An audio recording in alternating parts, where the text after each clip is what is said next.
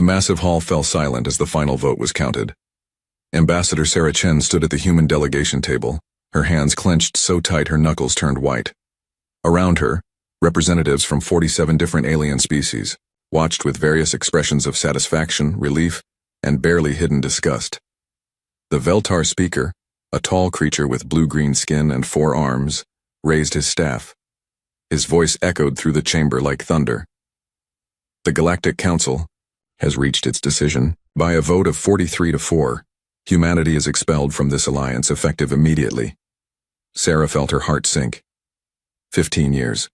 15 years of careful diplomacy, of proving humanity belonged among the stars. And it all came down to this moment. She looked across the vast chamber at species she had considered friends. The Cathari delegation avoided her eyes. The Zephyrians actually seemed pleased. Only the Altarians looked sad about the decision. Admiral Marcus Rivera, Earth's military representative, sat beside her with his face like stone. His gray hair was perfectly neat, his uniform spotless, but Sarah could see the anger burning in his dark eyes. Behind them, the rest of the human delegation sat in shocked silence. The Veltar speaker continued. The charges against humanity are clear and proven. First, excessive aggression in all military encounters. Second, reckless advancement of dangerous technologies without proper approval. Third, the possession of evolutionary traits incompatible with peaceful galactic civilization. Sarah wanted to scream. Excessive aggression? Humanity had only fought when attacked first. They had never started a single conflict.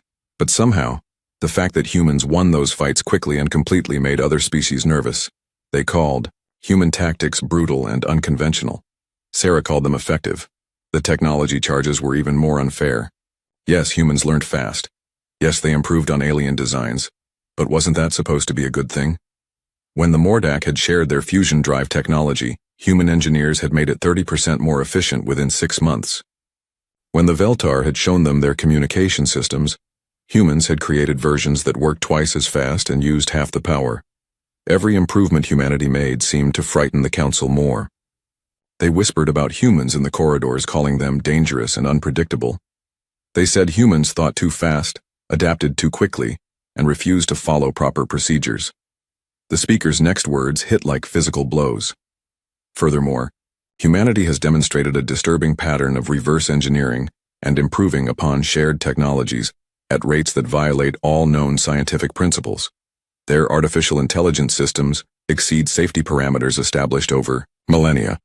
Their military innovations show a concerning focus on efficiency over restraint. Admiral Rivera finally stood up. His voice was calm, but Sarah could hear the steel underneath. If the Council is finished with its accusations, perhaps someone could explain what exactly we did wrong. We followed every treaty. We respected every boundary. We shared our discoveries freely.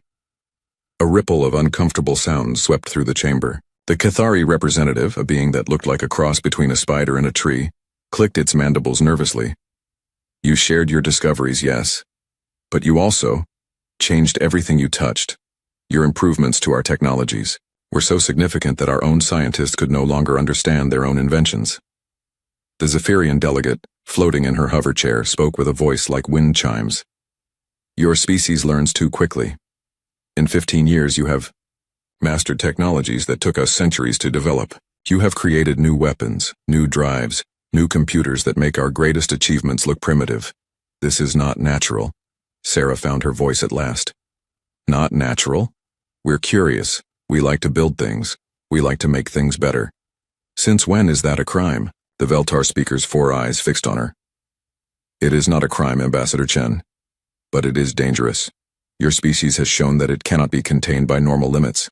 You push against every boundary, question every rule, improve every system you encounter. Where will it end? Admiral Rivera stepped forward. It ends with a better galaxy for everyone. The fusion drives we improved have made trade routes 40% more efficient. Our AI systems have helped solve problems that stumped Council scientists for generations. Our medical advances have saved millions of lives across dozens of species. And your military advances, the speaker replied coldly, have created weapons that could destroy entire fleets. Your ships are now faster and stronger than anything in the galaxy. Your soldiers train with methods that horrify our military observers. You treat warfare like it is both an art and a science. Sarah felt a chill. She was beginning to understand. This wasn't really about following rules or being peaceful. This was about fear. The council was afraid of what humanity might become. The speaker raised his staff again. Therefore, humanity has 6 months to remove all personnel from council space. All shared technologies must be returned or destroyed. All joint research projects are terminated immediately. All trade agreements are void. Admiral Rivera's laugh was bitter. You're making a mistake. You think getting rid of us will solve your problems, but we've been good allies, we've been honest partners. You might not get another chance to have humans on your side. The Kithari representative clicked nervously. Perhaps this is too harsh. Humans have contributed much to our civilization. But the Veltar speaker was unmoved. The decision is final. Humanity is too unpredictable, too aggressive, and too dangerous to remain in this alliance. Better to end this now, before your species becomes an even greater threat. Sarah looked around the chamber one last time. She memorized the faces of the species that had voted against humanity. The Mordak, who had been humanity's first alien contact. The Veltar, who had sponsored Earth's membership in the Council. The Zephyrians, who had traded technology freely with human scientists. All of them were now afraid of what their former allies might do. As the human delegation was escorted from the chamber, Sarah noticed something strange. Admiral Rivera wasn't arguing anymore. He wasn't protesting or pleading.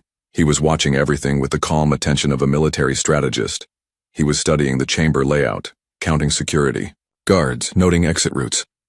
Dr. Elena Vasquez, head of the Xenotechnology Division, walked beside them. She was quiet too, but Sarah could see her fingers moving slightly as if she was doing calculations in her head. Elena had always been brilliant with alien tech. She could look at any device and figure out not just how it worked, but how to make it work better. As they reached the exit, Admiral Rivera spoke quietly to Sarah. "Don't worry, Ambassador, this isn't over." "What do you mean?" Sarah asked. Rivera smiled, and for the first time all day he looked genuinely pleased. "I mean, the Council just made the biggest mistake in galactic history. They're giving us 6 months to prepare. They're sending us away from their oversight and their rules. They're giving us complete freedom to build whatever we want, however we want to build it." Sarah felt a chill that had nothing to do with the cold corridors of the Council station. "Marcus, what are you thinking?" The Admiral's smile grew wider. "I'm thinking that humanity is about to get very creative, and the galaxy is about to learn why you should never back a human into a corner." As their ship pulled away from the Council station, Sarah looked back at the massive structure that had been humanity's home among the stars. They were leaving in disgrace, branded as too dangerous for civilized space. She wondered if the Council would ever realize that they had just turned humanity from an ally into something far more dangerous. They had just given humans a reason to prove exactly how dangerous they could be. The evacuation of humanity from Council space began 3 days after the vote. To outside observers, it looked like chaos. Hundreds of human ships moved frantically between colonies, research stations, and diplomatic outposts. Emergency broadcasts filled the communication channels. Families packed their belongings and prepared to abandon homes they had built over decades. But Admiral Rivera knew better. This wasn't chaos at all. It was the largest and most complex military operation in human history, and it was going exactly according to plan. "Operation Exodus is proceeding on schedule," reported Colonel James Park from the command center on Luna Base. "All Phase 1 objectives completed. We're moving to Phase 2 ahead of time." Rivera nodded as he studied the massive holographic display showing human positions throughout the galaxy. Red dots showed completed evacuations. Blue dots showed operations, still in progress. Green dots showed something the Council didn't know about. Hidden assets that weren't supposed to exist. The truth was, humanity had been preparing for this moment since their 3rd year in the Council. Not because they wanted to leave, but because they had learned to plan for every possibility. And humans were very good at planning for the worst. Dr. Elena Vasquez entered the command center carrying a sealed data case. Her usually neat hair was messy from days of nonstop work, but her eyes were bright with excitement. "Marcus, you need to see this." She activated a private hologram that showed technical specifications for dozens of devices. Rivera recognized some of them: fusion drives, AI cores, medical scanners, quantum computers. But the specifications were wrong. The performance numbers were far too high. "What am I looking at, Elena?" "The real story," she said with a grin. "For 15 years the Council has been sharing their technology with us. What they don't know is that we've been improving everything they gave us. Not just a little bit, dramatically. She pointed to a fusion drive schematic. Their version produces 1,000 units of power.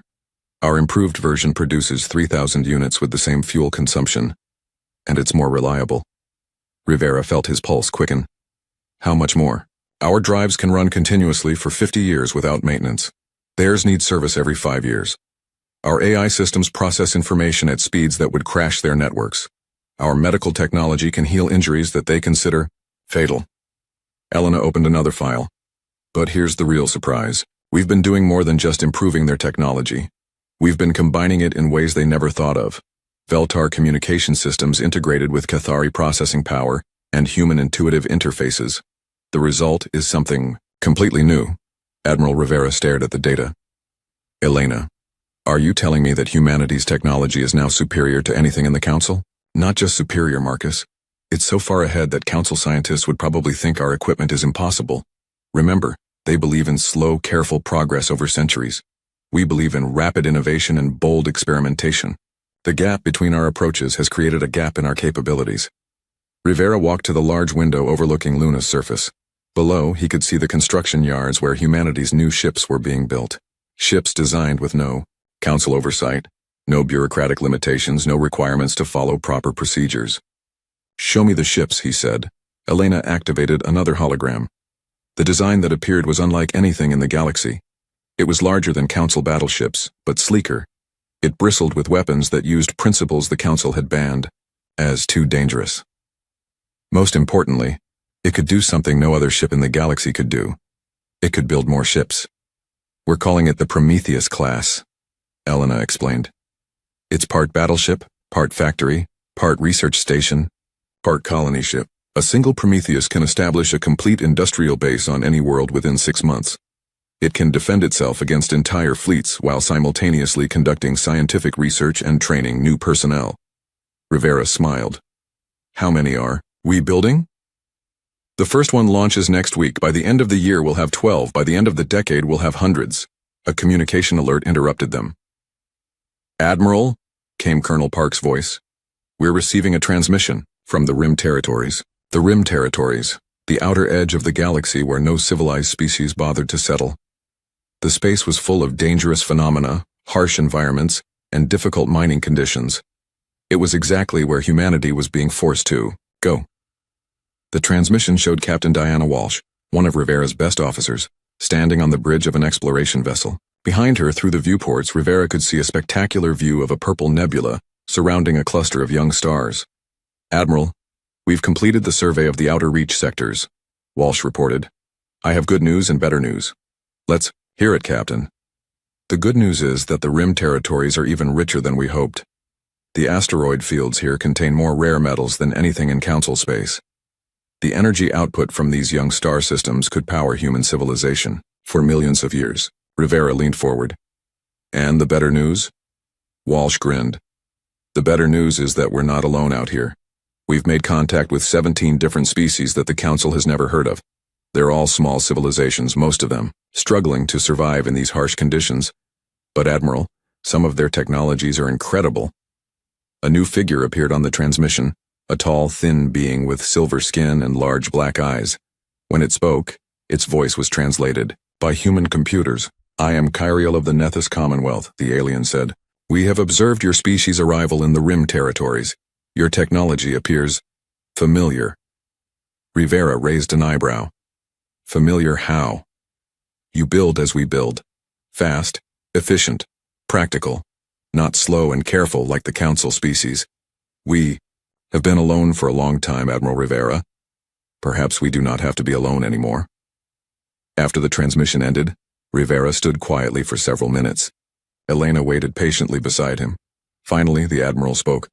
Elena, I want you to accelerate the Prometheus program. I want the first ship ready in 1 month, not next week. Sir, that's impossible. We need at least make it possible, Rivera interrupted. Because I think we're about to discover that getting kicked out of the Council was the best thing that ever happened to humanity. Elena looked confused. How do you figure that? Rivera turned to face her, and she was surprised to see that he was smiling. Not the grim smile of a soldier preparing for war, but the excited smile of an explorer about to discover something wonderful. Think about it, Elena. For 15 years we've been trying to fit into their system, following their rules, respecting their boundaries, being careful not to offend them. All that time we've been holding ourselves back. He gestured toward the rim territories on the star chart. But out there are no council rules, no regulations about what technology we can develop, no committees to approve our research, no votes on whether our methods are too aggressive or too fast. Elena began to understand. You're saying we're free. I'm saying we're finally free to be human, Rivera confirmed. Free to innovate as fast as we can think. Free to build whatever we can imagine. Free to make allies with anyone who wants to work with us instead of just the species the Council approves of. He pointed to the data showing human improvements to Council technology. They were afraid of what we might become if left unchecked. Well, they're about to find out. Because we're going to build something out there that they never imagined. Elena looked at the specifications for the Prometheus ships, then at the star chart showing the vast territories of the galactic rim. What exactly are we going to build, Marcus? Admiral Rivera's smile became predatory. We're going to build an empire, Elena. Not the kind built on conquest and fear like the old Earth empires, but an empire built on the things humans do best. Innovation, adaptation, and the ability to turn any disadvantage into an advantage. Outside the window, the first completed sections of the Prometheus ships gleamed under the lights of the construction yards. Soon, those ships would carry humanity into the unknown regions of the galaxy. The Council had expelled humanity because they were afraid of human potential. They were about to discover that their worst fears hadn't been nearly ambitious enough. 25 years had passed since humanity's expulsion from the Galactic Council. Captain Diana Walsh stood on the bridge of the HSV Prometheus, watching through the massive viewport as her ship approached the Kepler mining complex. What she saw would have amazed any Council observer. The asteroid field that had once been empty space was now home to thousands of structures. Massive mining platforms carved metal from floating rocks the size of cities. Factory ships assembled new vessels while research stations conducted experiments that would have horrified Council scientists with their dangerous scope. Transport ships moved between installations in constant streams, carrying raw materials, finished goods and personnel. But most impressive of all were the defense platforms, sleek, deadly constructions that could destroy entire fleets while barely drawing power from the main reactors. Each platform was armed with weapons based on human improvements to technologies from a dozen different species. Admiral Rivera would be proud, commented Commander Sarah Kim, Walsh's second-in-command. When we started this project, people called it impossible. Walsh smiled. People have been calling human projects impossible for centuries. We just ignore them and build things anyway. The Prometheus was the flagship of humanity's new fleet, and it represented everything the Council had feared about human engineering. The ship was 3 times larger than the biggest Council vessel, but it moved faster than their smallest scouts. Its hull was made from alloys that combined Veltar crystalline technology with Cathari biometals and human carbon fiber techniques. The result was armor that could survive hits that would vaporize Council ships. But the Prometheus wasn't just a warship. As Walsh had learned over the years, it was something entirely new. A mobile city capable of establishing colonies, conducting research, manufacturing equipment, and defending itself against any threat. Captain, we're receiving a transmission from the surface, reported Lieutenant Torres from the communications station. The main screen showed the face of Dr. Elena Vasquez, now Director of Human Technology Development. Behind her, Walsh could see the sprawling laboratories of New Geneva Station, built inside a hollowed-out asteroid that had been transformed into humanity's primary research facility. Diana. Good to see you, Elena said warmly. I assume you're here for the demonstration? Wouldn't miss it for anything, Walsh replied. Is the new prototype ready? Elena's grin was answer enough. Come down to Lab 7, you're going to love this. An hour later, Walsh stood in the laboratory looking at something that shouldn't have existed. The device was barely the size of a briefcase, but according to Elena's specifications, it contained enough processing power to run the computers of an entire Council fleet. It's based on quantum processors from the Altarians, organic neural networks from the Nethys, and human intuitive programming, Elena explained. But we've integrated them in a way that creates something completely new. Watch this. She activated the device. Immediately, holographic displays filled the room with complex calculations, star charts, tactical analyses, and resource projections. The speed of the data processing was incredible. This single unit can coordinate the movements of 1,000 ships, plan the colonization of 50 worlds, and conduct scientific research that would take Council computers decades to complete, Elena said proudly. And it does it all while using less power than their basic communication systems. Walsh shook her head in amazement. Elena, this is incredible, but it's also going to terrify them. Good, said a familiar voice from the laboratory entrance. Walsh turned to see Admiral Rivera, now much older but still carrying himself with military precision. Fear makes people careful. Careful people make mistakes. Rivera approached the quantum computer display. How many of these can we build? As many as we want, Elena replied. The materials are common, the manufacturing process is automated, and we have 17 different species helping us improve the design. The Guthrie contributed crystalline storage matrices. The Vorth added biological processing elements. The Kirith developed new power systems. Walsh was impressed but not surprised. In 25 years, humanity had encountered dozens of species in the Rim territories. Unlike the Council races, these species were struggling to survive in harsh conditions. They understood the value of cooperation and rapid innovation. More importantly, they weren't afraid of human improvements to their technology. When humans took Guthrie crystal growing techniques and made them 10 times faster, the Guthrie were delighted. When humans combined Vorth biotechnology with human medical knowledge to create healing systems that could regenerate entire limbs, the Vorth called it a miracle. Admiral, Walsh said, we've been out here for 2.5 decades. Our territory now spans 3 spiral arms. We have allies the Council has never heard of, technology they can't imagine, and resources that dwarf their entire civilization. When do we make contact? Rivera was quiet for a long moment. Then he smiled. Soon, Diana. Very soon. But first, I want you to see something. He led them to a secured section of the laboratory, where a massive holographic display showed the current state of human space. The image was breathtaking. Red dots showed human colonies now numbering in the thousands. Blue lines showed trade routes connecting hundreds of systems.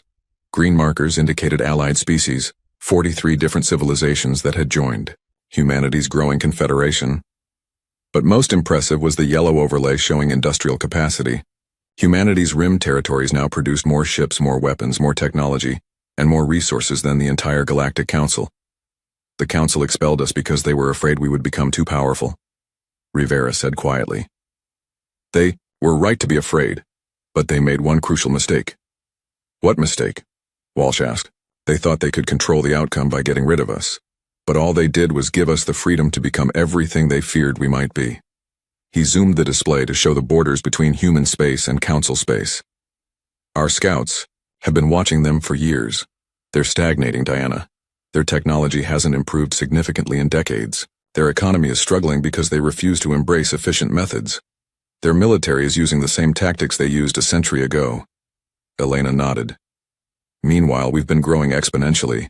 Every year we get stronger, faster, smarter. Every year we incorporate new species and new ideas into our confederation.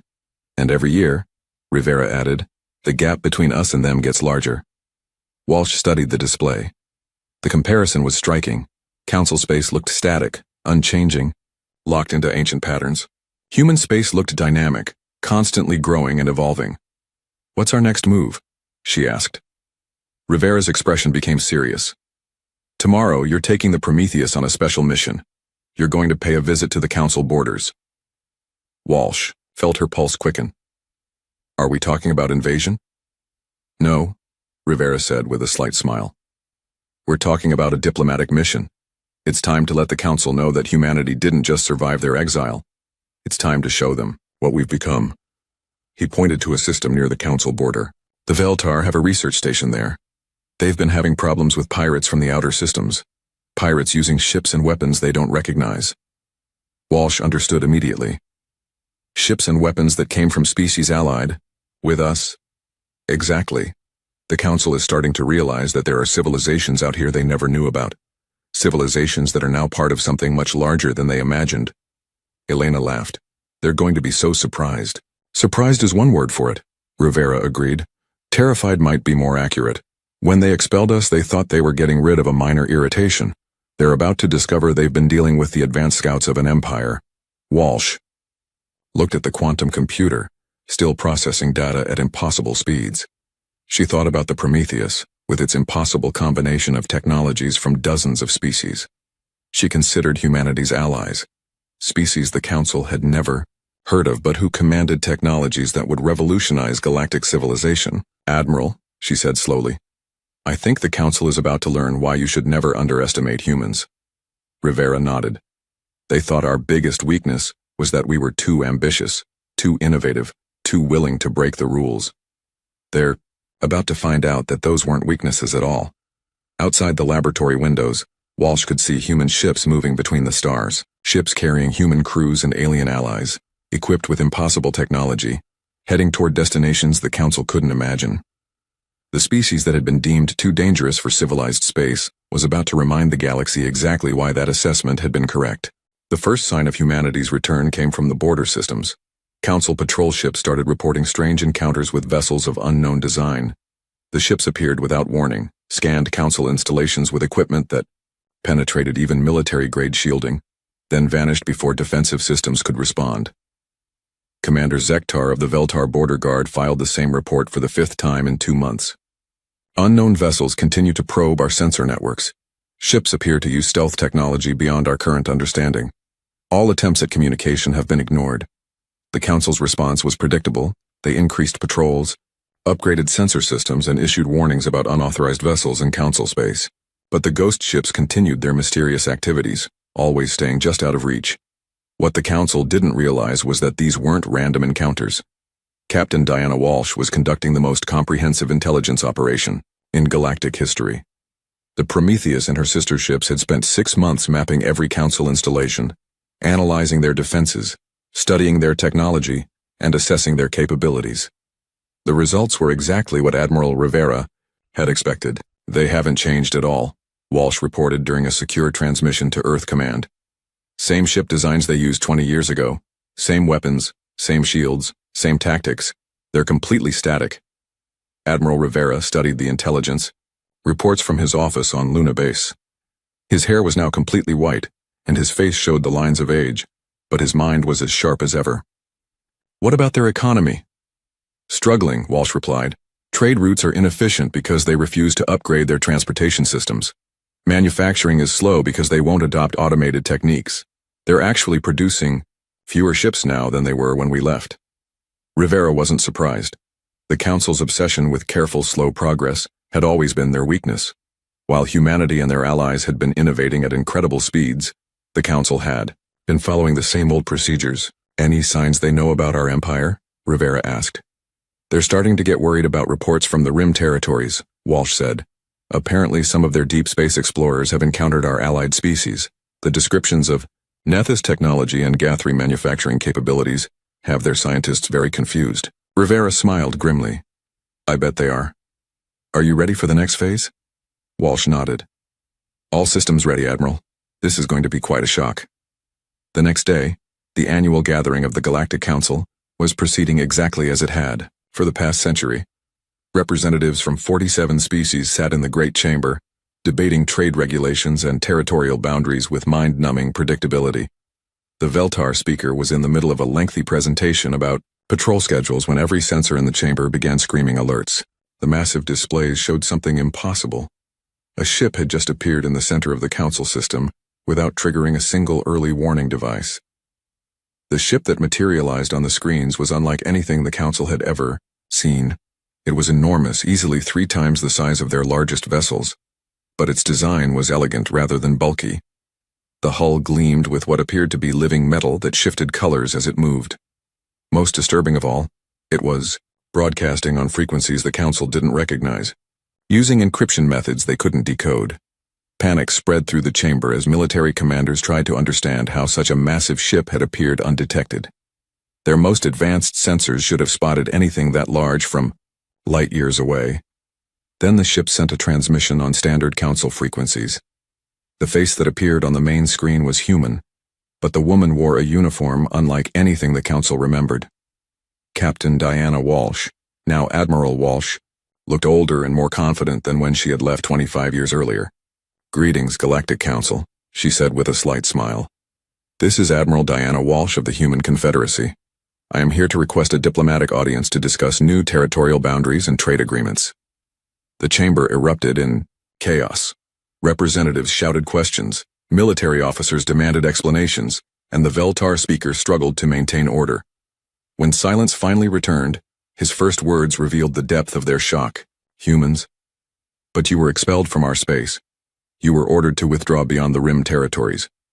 How do you possess such advanced vessels? Walsh's expression didn't change. We did withdraw beyond the Rim territories as ordered. What? We found there was quite interesting. She activated a holographic display that filled the chamber with star charts. The council representatives stared in growing horror as the scope of humanity's expansion became clear. The territories they had dismissed as worthless wastelands were now marked with thousands of human installations. 25 years ago, you expelled humanity because you considered us too dangerous for civilized space, Walsh continued. You were concerned about our rapid technological advancement and our unconventional military tactics. I'm here to inform you that your concerns were well-founded. The Cathari representative, clicking nervously, managed to speak. Admiral Walsh, your ship.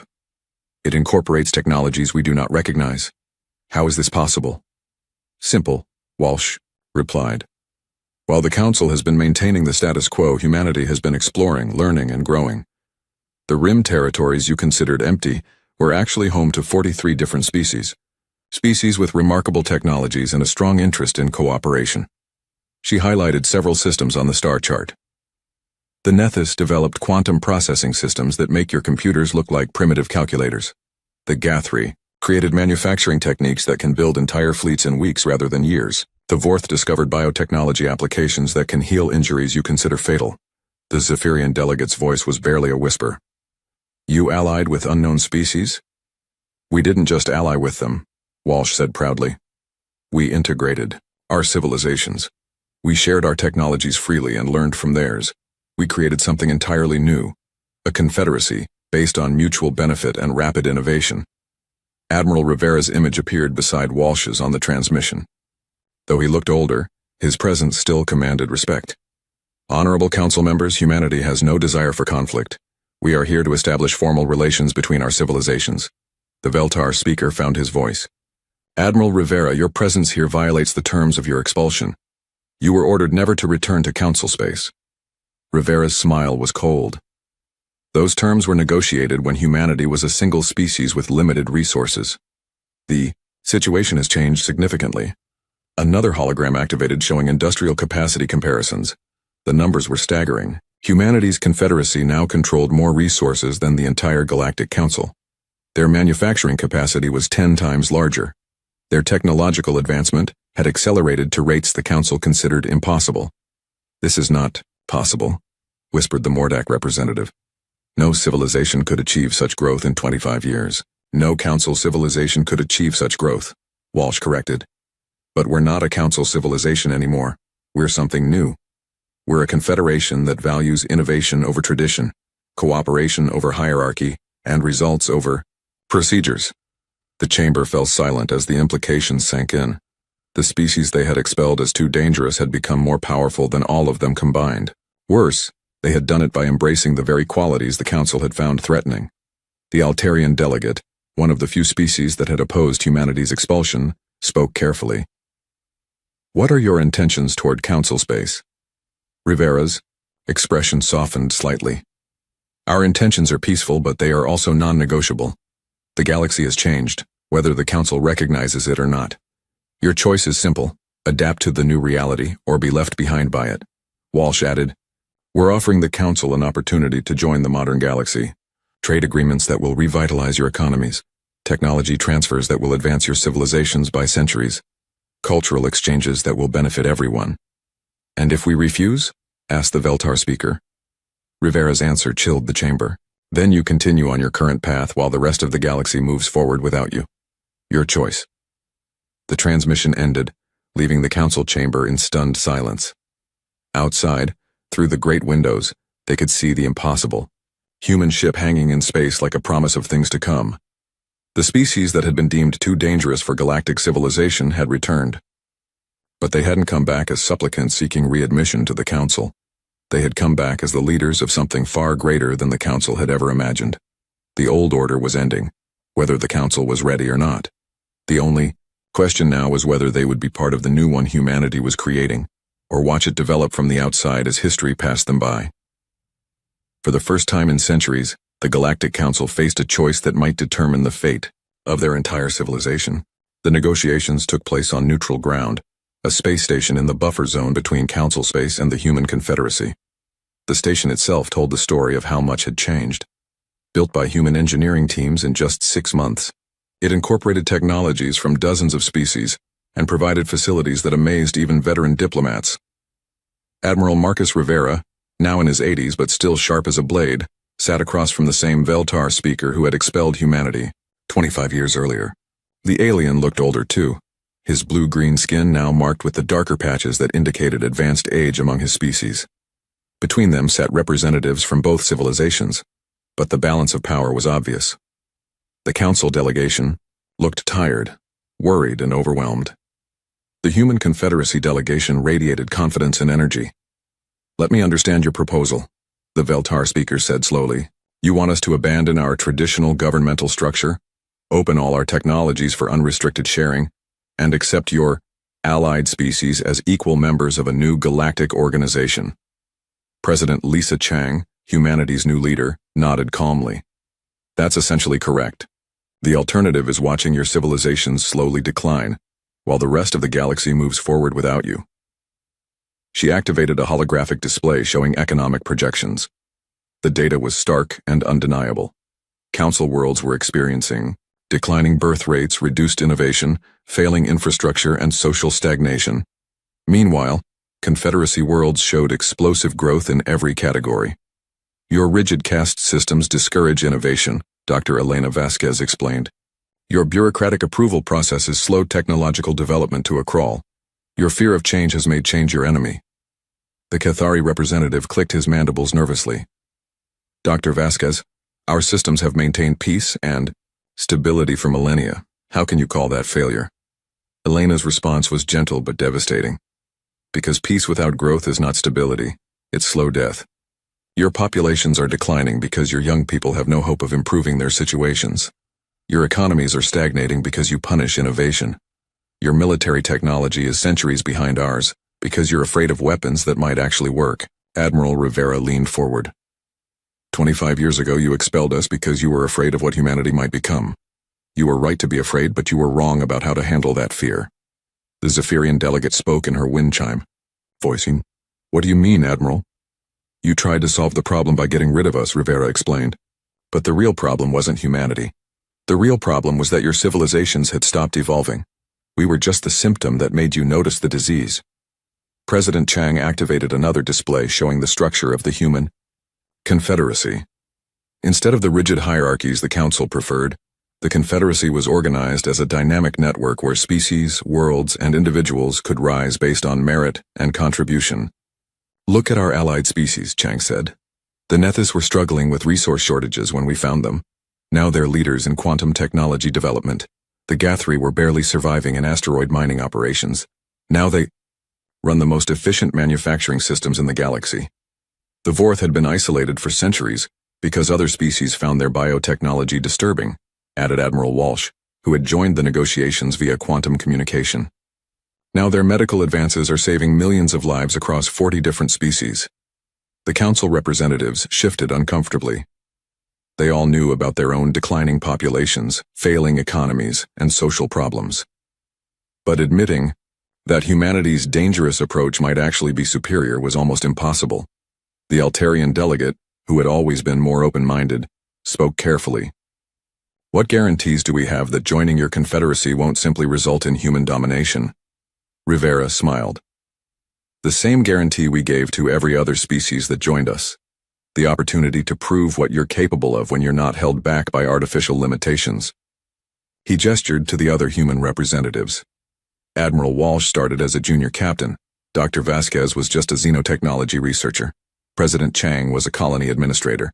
None of them inherited their positions or were appointed by committees. They earned their roles through competence and results. "The same principle applies to species," Chang added. "The Kirith now lead our exploration programs because they're the best at it.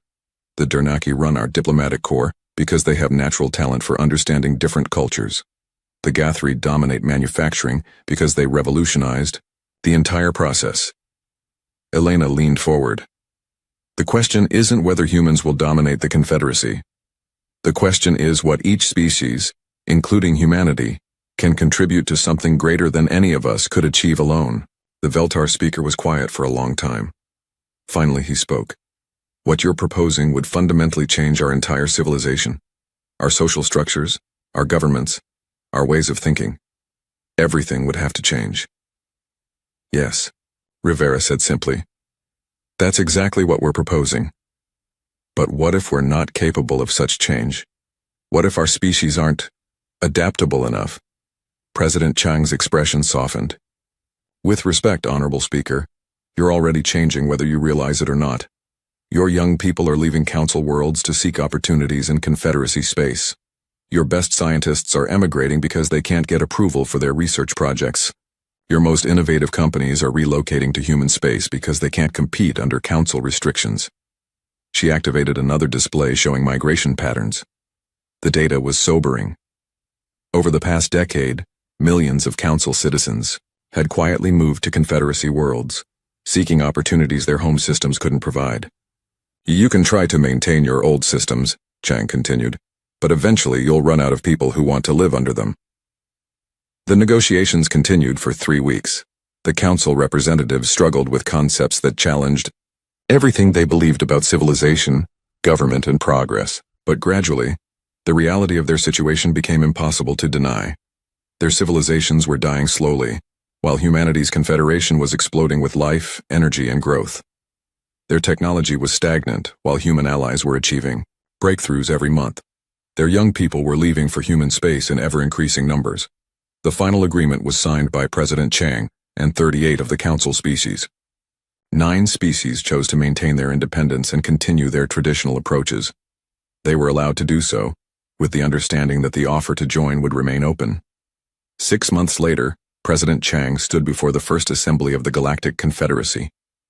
The chamber was larger and more diverse than the old council hall, accommodating representatives from 93 different species. The atmosphere was electric with possibility. Citizens of the galaxy, she began, we gather today not as separate species protecting our individual territories, but as partners in the greatest experiment in galactic history. We are building a civilization based on the radical idea that anyone, regardless of origin, can improve their situation through effort and innovation. In the audience, Admiral Rivera smiled as he watched species that had been enemies for centuries working together on joint projects. The rigid caste systems of the old council had been replaced by merit-based advancement. The bureaucratic approval processes had been streamlined to encourage innovation rather than stifle it. Most remarkably, the fear that had dominated galactic politics for millennia was being replaced by excitement about the future. Dr. Elena Vasquez, now Director of Confederacy Scientific Development, presented the Assembly's first major project, a joint exploration mission to the galactic core, where ancient mysteries waited for species brave enough and innovative enough to solve them. This mission represents everything our Confederacy stands for, she announced. Ships built with technologies from a dozen species, crewed by volunteers from 50 worlds, exploring regions that our ancestors considered impossible to reach. The mission launched a year later. The fleet was led by the HSV Prometheus, now upgraded with the latest Confederacy technologies. Captain Walsh, promoted to Fleet Admiral, commanded a force that represented the best of galactic civilization. As the ships departed for the galactic core, President Chang watched from the observation deck of New Geneva Station. Beside her stood Admiral Rivera, now retired but still serving as an advisor. Do you think the Council ever imagined this when they expelled us? Chang asked. Rivera chuckled. They were afraid we would become too dangerous if left unchecked. They never imagined we would become something better. What do you think they would say if they could see us now? Rivera considered the question as he watched the mixed crews of humans and aliens preparing their ships for the journey ahead. I think they would realize that their greatest fear came true. We did become everything they thought we might be. We just proved that what they feared was actually what the galaxy needed.